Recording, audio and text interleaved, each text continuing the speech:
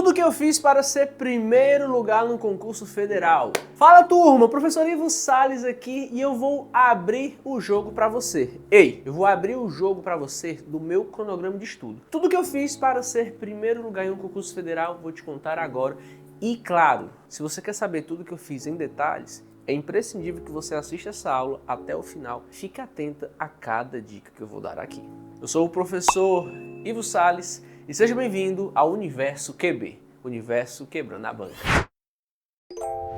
Se você caiu de paraquedas e não conhece a família QB, vou pedir para você clicar no botão de inscrever. Inscreva-se e faça parte da família QB, faça parte da comunidade QB. Clique aqui no botão de inscrever e fique por dentro das últimas atualizações sobre concursos e residências na saúde. Para quem não sabe, hoje eu sou servidor público do estado do Ceará e fui primeiro lugar na prova da EBSER Nacional para enfermeiro de urgência e emergência.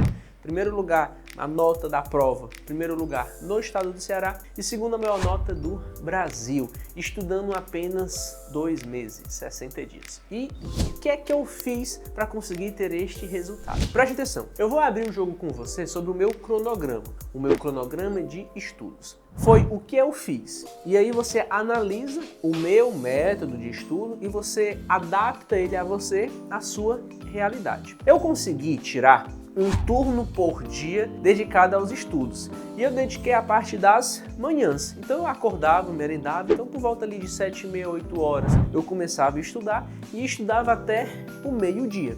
E era assim todo santo dia, de segunda a sexta. E sábado e domingo? Já eu falo do sábado e domingo para vocês. Mas de segunda a sexta era isso que eu fazia. Tirava um turno por dia. E o resto do dia eu ia trabalhar normalmente. E cada turno por dia eu estudava um determinado assunto. Por exemplo, vamos supor que na segunda-feira eu estudava SUS. Na terça, português, gramática. Na quarta, específicas. Na quinta, raciocínio lógico. Na sexta, eu estudava específica novamente. Ou então, legislação da EBSER, que foi o concurso que eu fiz. Então, na sexta, eu estudava legislação da EBSER. E no sábado, eu estudava específica novamente. Então, entenda aqui que cada dia da semana, eu estudava um determinado conteúdo. E eu peguei o edital e destrinchei cada tópico do edital, de forma que cada dia era um assunto diferente que eu ia estudar. E claro que, se tivesse um dia que eu falhasse, eu só ia conseguir repor na semana seguinte, ia ficar matérias acumuladas. Por isso, eu evitei o máximo possível de não estudar, eu evitei o máximo possível de falhar. Eu tentava religiosamente seguir esse cronograma. Foi assim que eu fiz. E como é que eu fazia? Eu chegava, preparava o meu ambiente de estudo. É muito importante que você tenha um ambiente organizado e silencioso. Acontece que às vezes nem sempre eu conseguia ter esse ambiente organizado e silencioso. Muitas vezes eu estudava na cozinha, na mesa da cozinha, a mamãe fazendo o almoço e a minha sobrinha Helena correndo para um lado e para o outro, gritando: titio, titio, brinca comigo. Essa era a realidade que eu tinha para estudar naquele momento. Eu podia utilizar isso como desculpa ou aceitar que essa era a minha realidade e todo o TDAH ou déficit de atenção que eu tivesse, eu mandava para aquele lugar que você sabe qual é, porque a vontade de estudar e aprender era maior. Ponto final, acabou. E assim, eu sou muito certo, assim, muito certeiro nas minhas coisas. Se tem que fazer assim, vai ser feito independente da condição. Não é a condição que determina seus resultados, é a sua atitude que determina seus resultados. Então eu estudava o conteúdo teórico. Passava ali 50 minutos estudando conteúdo teórico, depois de 50 minutos eu dava uma pausa. Essa pausa não era para ficar no celular, não. Depois de 50 minutos de conteúdo teórico, assistindo aula, eu parava 10 minutinhos e ia beber uma água. Sempre no seu processo de estudo, aqui abre um parênteses, sempre mantenha-se hidratado. Na maior parte do seu cérebro é formado por água. O seu organismo desidratado, ele não retém tantas informações assim. Então mantenha-se sempre hidratado. No seu processo de estudo, não tire o hábito de hidratar. Beba muita água e já deixa ali até uma garrafa por vezes para não ficar saindo de lá. Ok? Então 10 minutinhos de descanso total, sem tela, sem nada, apenas olhando para o teto, rezando a Ave Maria para que Nossa Senhora abençoe nossos estudos. Depois de 10 minutos, voltava e estudava novamente. Até que eu terminava aquele assunto. Por exemplo, vamos supor que eu terminei crase. Um dos dias era crase. Vi todo o conteúdo teórico fazendo aqueles intervalos de 50 minutos, 10 minutos, 50 minutos assistindo a aula, 10 minutos de descanso. Quando eu terminava o conteúdo, o que é que eu fazia? Eu fazia uma breve revisão na minha cabeça para fixar aquele conteúdo de tudo que eu tinha estudado, e depois de fazer essa breve revisão, eu ia fazer questões de fixação. Eu já falei aqui para vocês sobre a importância dessas questões de fixação, onde você vai resolver questões, mas não questões de um alto nível. Não são questões aqui para fazer com que você vire um expert no assunto. Não, são questões para fixar o conteúdo que você acabou de ler na sua cabeça. São questões de fato básicas, só para você pegar o essencial. E depois de resolver essas questões de fixação, ponto, acabavam meus estudos, aí eu ia trabalhar, ia almoçar e fazer outras coisas. E no outro dia eu segui essa mesma ordem, só que com outro assunto. Por exemplo, específicas, vamos falar sobre os acidentes botrópicos, por exemplo. Via o conteúdo teórico, depois fazia uma breve revisão na minha cabeça e em seguida questões de fixação. Era assim todos os dias. Acontece que na semana seguinte, quando eu voltava a estudar sobre a mesma matéria, exemplo, vou estudar específica, estudei semana passada específica acidentes botrópicos.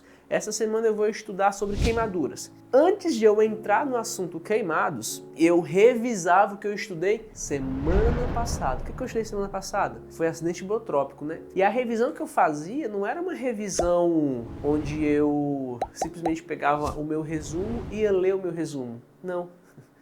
Eu pegava uma folha branca e começava a escrever tudo que eu sabia, ou na realidade tudo que eu lembrava na semana passada. E quando eu não lembrava, eu tentava forçar meu cérebro, caso não conseguisse, eu iria pesquisar só o que eu não sabia, só aquele determinado momento e depois dava sequência. Então eu sempre revisava antes de estudar. Depois que eu revisei, segue o fluxo normalmente. Conteúdo teórico, intervalo de 50 minutos de teoria, 10 minutos de descanso. Depois revisa tudo e depois questões de fixação. Esse foi o meu cronograma durante 60 dias. E agora eu vou ser muito sincero e transparente com você. Ivo, tu não errou nenhum dia? Errei.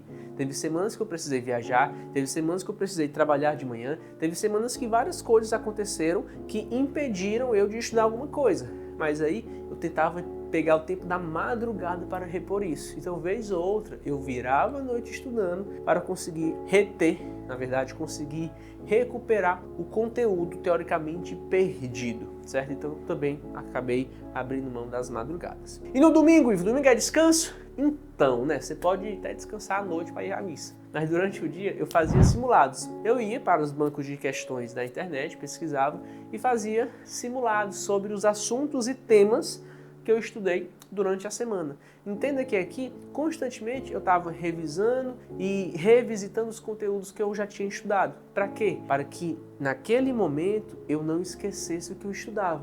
Porque se você esquece, se você estuda hoje, amanhã, você lembra de 50%. Depois de uma semana, você lembra apenas de 10% do que você estudou. Então, a importância das revisões é exatamente para isso, para aumentar a retenção do conteúdo. E entenda que esse cronograma de estudos foi o cronograma que eu, professor Ivo Salles, apliquei e eu tive resultado de ficar em primeiro lugar em uma prova federal. E acredito que se você conseguir realizar isso, ou então adaptar para a sua realidade, você também vai conseguir ter resultados muito bons, resultados significativos. Mas é um teste que eu recomendo para você. Pode ser que dê certo? Há uma grande chance de dar certo. Pode ser que não dê? Também pode ser que não dê. Mas, de toda forma, teste. Teste esse método e me diga. Comenta aqui embaixo o que é que você achou dessa metodologia de estudo. Se você gostou ou não, se achou diferente ou não. Mais uma vez, foi a forma que eu apliquei, porque eu tinha um curto intervalo de tempo. Eu tinha apenas 2 meses e uma data final para fazer a prova.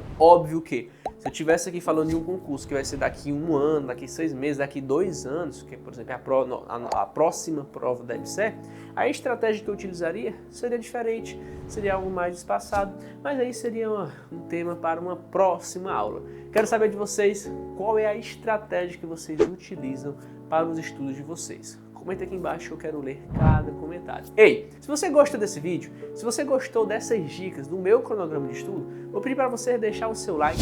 Esse é o nosso novo projeto Universo QB, Quebrando a Banca. A gente tem como esse objetivo transformar a sua vida através da educação.